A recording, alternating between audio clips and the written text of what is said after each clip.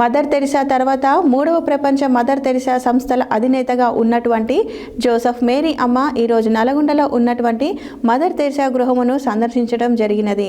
పేదలకు, అభాగ్యులను, అనాథులను, కుష్టి వ్యాధిగ్రస్తులను తన దగ్గరకు తీసుకొని వాళ్ళకి ఆశ్రమం, బట్టలు, అన్నము, సహాయము అందించినటువంటి మదర్ తెరిసా యొక్క సేవలను కొనసాగిస్తున్నారు.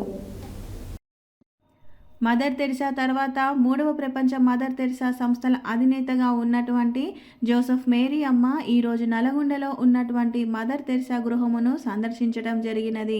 పేదలను, అభాగ్యులను, అనాథలను, కుష్టి వ్యాధిగ్రస్తులను తన దగ్గరకు తీసుకొని వాళ్ళకి ఆశ్రమం, బట్టలు, అన్నము, సహాయము అందించినటువంటి మదర్ తెరిసా యొక్క సేవలను కొనసాగిస్తున్న మదర్ తెరిసా సంస్థలు.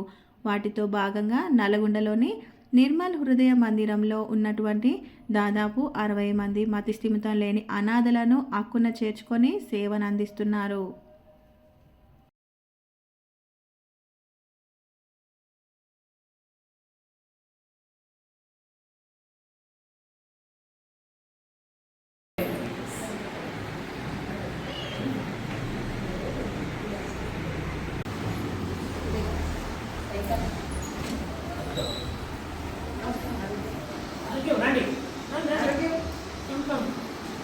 Did he come?